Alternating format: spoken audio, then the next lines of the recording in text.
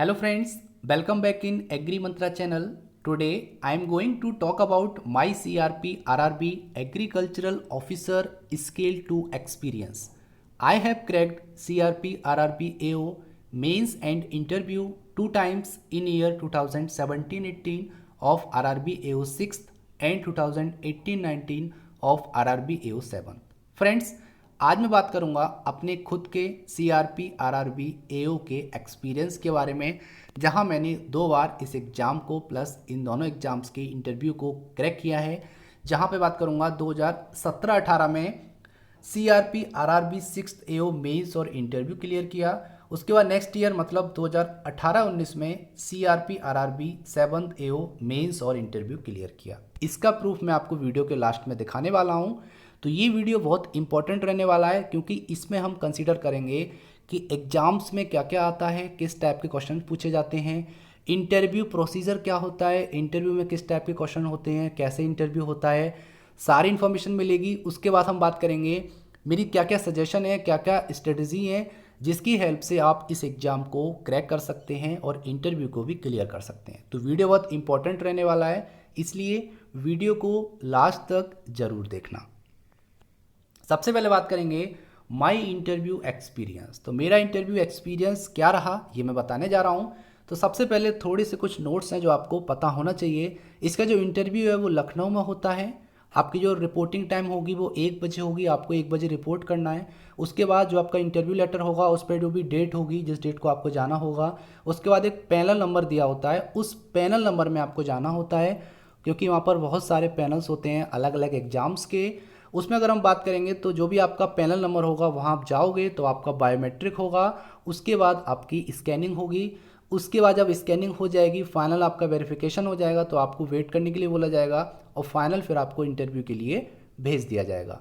तो यहाँ पे जो पर्टिकुलर इंटरव्यू की जो टाइमिंग होगी वो आपकी 15 से 20 मिनट रह सकती है। ये डिपेंड करता है आपके नॉलेज पे, स्किल्स पे और आप किस टाइप का फीडबैक उन इंटरव्यूअर्स को दे रहे हैं। अगर हम इंटरव्यूअर्स की बात करेंगे तो 5 इंटरव्यूअर होते हैं, जिसमें से 1 लेडीज़ और 4 जेंट्स होते हैं जो कि गेजेटेड पोस्ट पे होते हैं, बड़े ऑफिसर होते हैं। इसलिए आपको कम्युनिकेशन स्किल अपना अच्छा रखना है जब आप इंटरव्यू देंगे। तो थर्ड थिंग है कि आपका जो इंटरव्यू होगा वो आपकी लोकल लैंग्वेज में होगा। जैसे अगर आप यूपी से बिलोंग करते हैं तो आपका जो इंटरव्यू होगा वो हिंदी में होगा, क्योंकि उनका मोटिव रहता है कि आप जब आरआरबी में क्षेत्रीय ग्रामीण बैंक में जॉब करोगे एज ए एओ, तो ये आपकी ग्रामीण टाइप की बैंक होंगी। जो ग्रामीण क्षेत्र होते हैं वहाँ आपको यहाँ पर एज ए एओ वर्क करना होगा। तो इसीलिए उनका जो फोकस रहता है कि आप अपनी लोकल लैंग्वेज में इंटरव्यू दीजिए। तो इंटरव्यू जो आपका होगा वो 100% हिंदी में होगा। थोड़ा बहुत आप इंग्लिश यूज़ कर सकते हैं, ये आपको थोड़ा सा माइंड में रखना है। अब मैं बात करता हूँ कि किस टाइप के क्वेश्चन इंटरव्यू में मुझसे पूछे गए। तो पहला क्वेश्चन था मेरे इंट्रोडक्शन के ऊपर, न्यूक्लियर फैमिली और कंबाइंड फैमिली क्या होती है, मतलब एकल परिवार और संयुक्त परिवार क्या होते हैं, इसके बारे में आपको थोड़ा सा पता होना चाहिए। सेकंड क्वेश्चन था on green revolution and their importance. Green revolution क्या होता है, उसकी इंपॉर्टेंस क्या है, फादर ऑफ ग्रीन रिवॉल्यूशन कौन है वर्ल्ड लेवल पे, और इंडिया के फादर ऑफ ग्रीन रिवॉल्यूशन कौन है, तो आपको थोड़ा सा पता होना चाहिए। Norman E Borlaug world level पे हैं और इंडिया लेवल पे बात करेंगे तो MS Swaminathan is the father of green revolution, ये आपको पता होना चाहिए। थर्ड क्वेश्चन था on fish production in the world. तो वर्ल्ड में फिश प्रोडक्शन के मामले में कौन कंट्री टॉप पर है, इस टाइप के क्वेश्चन वहाँ पर डेटाबेस क्वेश्चन भी आते हैं। तो अभी प्रेजेंट की बात करूँ तो चाइना ऐसा कंट्री है जो अभी नंबर 1 पे है, फिश प्रोडक्शन के मामले में भी और फिश एक्सपोर्ट के मामले में भी। तो ये आपको थोड़ा सा डेटा, करंट डेटा आपको याद करके जाना होगा इंटरव्यू के लिए। नेक्स्ट क्वेश्चन था on sugar cane planting. Sugar cane planting जैसे कि आपको पता है बर्ड्स पर हेक्टेयर में यहाँ पर प्लांटिंग की जाती है, तो 2 सेट बर्ड होते हैं, 3 सेट बर्ड होते हैं शुगर केन के, पर हेक्टेयर आपको प्लांटिंग करनी होती है, तो उसका डेटा आपको पता होना चाहिए। कुछ अलग अलग वेराइटीज़ की प्लांटिंग डेटा आपको पता होना चाहिए। उसके बाद जो इंपॉर्टेंट है, जो मेरे दोनों इंटरव्यू में पूछा गया, खसरा और खतौनी क्या होता है, तो थोड़ा सा आपको आइडिया होना चाहिए खसरा और खतौनी के बारे में। तो खसरा क्या होता है, it specify the land of farmer in village. तो ये फार्मर की लैंड को स्पेसिफाई करता है, या बोल सकते हो कि जो लैंड का ओनर होता है उसको स्पेसिफाई करता है, उसको एक खसरा नंबर मिल जाता है। ये एज ए आईडी काम करता है, जैसे आपकी आईडी होती है वैसे ही एक उसकी फार्मर की भी आईडी बन जाती है। वो मैप में अपने खसरा नंबर की हेल्प से अपनी लैंड को स्पेसिफाई कर सकता है, देख सकता है। सेकंड है खतौनी। खतौनी क्या होती है, इट स्पेसिफाई द कल्टीवेटर, मतलब जो काश्तकार होते हैं who cultivate a portion of land.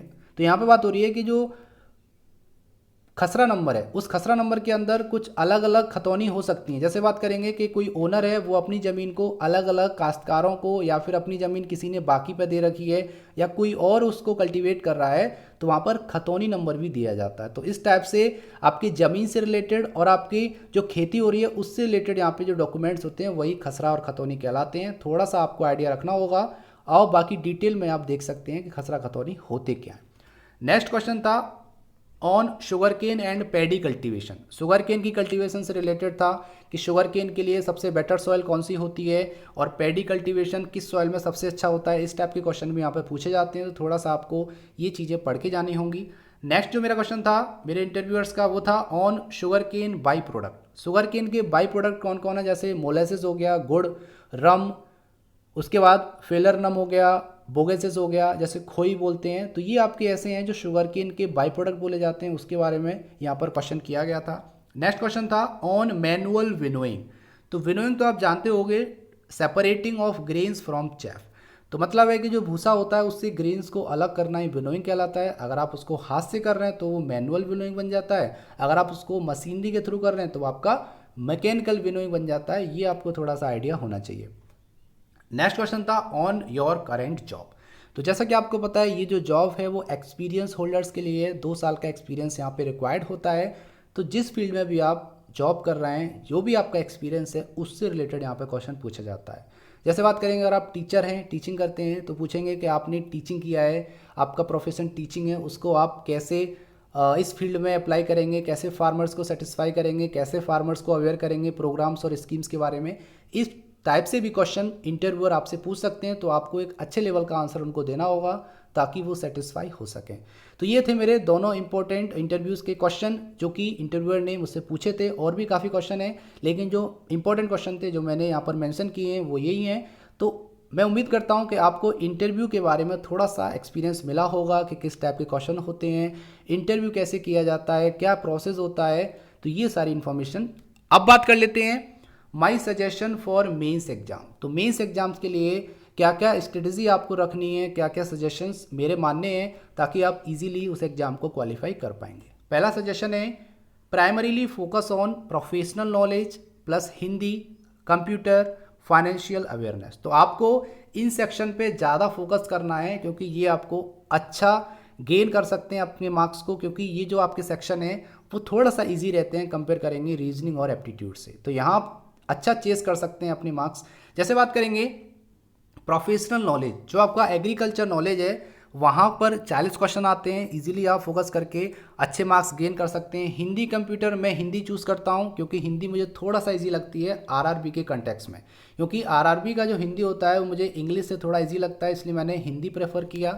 Computer से आप मार्क्स गेन कर सकते हैं। फाइनेंशियल अवेयरनेस, एग्रीकल्चर रिलेटेड और नॉन एग्रीकल्चर रिलेटेड दोनों से क्वेश्चन यहाँ पर पूछे जाते हैं। तो ये ऐसे आपके 4 सब्जेक्ट हैं जहाँ से आप अच्छा मार्क्स गेन कर सकते हैं। उसके बाद थोड़ा सा आप रीजनिंग एप्टीट्यूड में कर लेंगे तो यहाँ पर ओवरऑल जो आपका मार्क्स आएगा वो मेंस में अच्छा होगा, आप क्वालिफाई कर जाएंगे इंटरव्यू के लिए। दूसरा जो मेरा सजेशन है वो है solve previous year memory based model paper. तो जो भी प्रीवियस ईयर में आए हुए मॉडल पेपर हैं उनको आप सॉल्व करते रहिए। नेक्स्ट है don't touch a question if you are not sure. अगर आप श्योर नहीं हैं तो उस क्वेश्चन को आप टच मत कीजिए, मेरी यही सजेशन है आपको। क्योंकि अगर आप 60% भी सेटिस्फाई हैं, आपको आंसर पता है कि 60% चांस है कि ये आंसर होगा, तब भी आप उस क्वेश्चन को टच मत कीजिए। आप अगर 100%, 110% सेटिस्फाई हैं, श्योर हैं उस क्वेश्चन के लिए, तभी आप आंसर कीजिए, ये मेरा सजेशन है। आगे बात करेंगे डोंट कवर होल सिलेबस। आपको होल सिलेबस कवर नहीं करना है क्योंकि सिलेबस बहुत बड़ा है, 240 क्वेश्चन आते हैं, 200 मार्क्स के, केवल 2.5 घंटा आपको मिलता है। इसीलिए आपको वही पार्ट कवर करना है जो आपका ट्रेंडिंग है, जो पिछले 2 या 3 साल से जिन सेक्शन पे, जिस पार्ट पे ज़्यादा क्वेश्चन देखने को मिलते हैं, वही पार्ट आपको कवर करना है, तभी आप क्वालिफाई कर पाएंगे। अगर आपने पूरा सिलेबस कवर करने की कोशिश की तो वहाँ पर आप कंफ्यूज हो जाएंगे और वहाँ क्वालिफाई करने में बहुत दिक्कत हो सकती है। इसीलिए फोकस करो कि केवल हमको क्या क्या पढ़ना है, ठीक है, और ये भी देखो कि हमको क्या नहीं पढ़ना है। अगर आप उसको डिडक्ट कर देंगे तो यहाँ पर आपके लिए जो रास्ता है वो काफ़ी आसान हो जाएगा इस आरआरबी एओ को क्लियर करने के लिए। आगे बात करेंगे always remember sectional cut off. Sectional cut off को आपको हमेशा माइंड में रखना है कि सेक्शन कट ऑफ आपको देखनी है कि कितनी कितनी जाती है। पिछले वीडियोज़ में मैंने आपको बताया कि आरआरबीओ की कितनी कट ऑफ गई थी, तो ये थोड़ा सा आपको माइंड में रख के जाना है ताकि आपको कोई प्रॉब्लम ना हो। और डोंट हेजिटेट, आपको हेजिटेट नहीं होना है, ना एग्जाम के वक्त ना ही इंटरव्यू के वक्त, क्योंकि हेजिटेशन से आपको कुछ नहीं मिलता है सिवाय नेगेटिवनेस के, और यहाँ पर आपका जो रिजल्ट हो जाएगा वो भी बेकार हो जाएगा। इसीलिए कोशिश कीजिए कि विदाउट हेजिटेशन आप कॉन्फिडेंस के साथ जितना भी आता है अपना 100% दीजिए, रिजल्ट आपका अच्छा आएगा। तो ये हो गया मेरे सजेशंस फॉर मेन एग्जाम। ये कुछ स्ट्रेटजी हैं, इनको अपनाकर आप इजीली क्वालिफाई कर सकते हैं। मैंने भी 2 से 3 महीने पढ़ के सेल्फ स्टडी करके एग्जाम्स को और इंटरव्यू को क्वालिफाई किया। अब बात कर लेते हैं प्रूफ के बारे में। तो ये है मेरा IBPS CRP RRB 6th AO का मेंस रिजल्ट, जो कि आप यहाँ पे देख पा रहे होगे। ये मेरा नाम है, एग्जाम हुआ था 5/11/2017 को। You have been shortlisted for interview, score obtained by you in the online examination will be available. तो ये मेरा CRP RRB 6th का मेंस का रिजल्ट है, जो आपको स्क्रीन पर दिख रहा होगा। तो इस टाइप के रिजल्ट शो करता है जब आप क्वालिफाई करते हैं। तो ये मेरा है CRP RRB 6th AO का इंटरव्यू लेटर, जो कि आप यहाँ पे देख पा रहे होगे। ये मेरा नाम है, ये आपकी पोस्ट थी एग्रीकल्चरल ऑफिसर। यहाँ पे जैसा कि मैंने आपको बताया डेट मेंशन होगी, 21/12/17 को मेरा इंटरव्यू हुआ था। टाइमिंग जो थी रिपोर्टिंग टाइम वो 1 बजे थी, और पैनल नंबर था मेरा 9। तो मुझे 9 पैनल नंबर में जाना पड़ता है, तभी आप वहाँ पर इंटरव्यू आप दोगे। ये आपका वेन्यू है Gramin bank of Aryavart staff training centre, जो कि आपका नहरिया चौराहा के पास आलमबाग लखनऊ में पड़ता है। तो वहीं आपका इंटरव्यू होगा। सब्जेक्ट है application for the post of officer scale second in regional rural bank, call letter for appearing for the interview. तो ये इंटरव्यू का कॉल लेटर इस टाइप का आएगा, जो कि रीजनल रूरल बैंक यहाँ पे इशू करती है आपके इंटरव्यू के लिए। तो ये हो गया मेरे 2017-18 के एग्जाम्स का मेंस रिजल्ट और इंटरव्यू लेटर। अब बात कर लेते हैं सेकेंड ईयर, मतलब 2018-19 में जो मेरा क्वालिफाई हुआ। तो ये मेंस का रिजल्ट है CRP RRB 7th AO mains result. तो ये मेरा नाम है, ये एग्रीकल्चर ऑफिसर स्केल 2 पोस्ट के लिए था। तो congratulation, you have been provisionally shortlisted for interview based on your performance in CRP RRB 7th online examination held on 30/9/2018। तो ये मेरा 18-19 का रिजल्ट है, जो कि आप यहाँ पे देख पा रहे होगे RRB AO का। तो इस टाइप का रिजल्ट शो करेगा। और ये आपका इंटरव्यू का है, जो कि आप यहाँ पे देख पा रहे होगे मेरा कॉल लेटर इंटरव्यू के लिए, जो कि यहाँ पे मेरा नाम, पोस्ट, और वो सेम यहाँ पर जो इंटरव्यू हुआ था वो हुआ था 20/11/18 को 1 बजे से। यहाँ पर जो मेरा पैनल है वो है 4th पैनल। सब्जेक्ट है application for the post of officer scale in RRB, call letter for appearing for interview. तो ये हो गए मेरे प्रूफ, जो कि RRB मेंस और RRB interview call letter of RRB 6th और RRB 7। उम्मीद करता हूँ ये वीडियो आपको हेल्प करेगी आने वाले एग्जाम्स के पॉइंट ऑफ व्यू से, क्योंकि आपका जो मेंस है और इंटरव्यू है वो होने वाला है। एग्जाम्स के फॉर्म आ चुके हैं, आपने फिल कर दिया होगा फॉर्म्स को।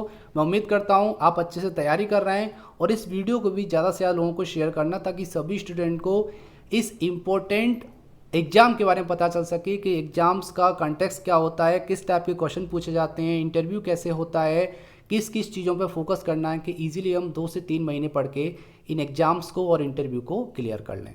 तो ये था आज का इंपॉर्टेंट सेशन पसंद आए तो लाइक करना, और ज़्यादा से ज़्यादा इस वीडियो को शेयर करना, ताकि सभी स्टूडेंट तक ये वीडियो पहुँच सके। इसका PDF आपको हमारे टेलीग्राम चैनल पर मिल जाएगा, जिसकी लिंक डिस्क्रिप्शन बॉक्स में दे दी है। So thank you for watching. जय हिंद, जय भारत।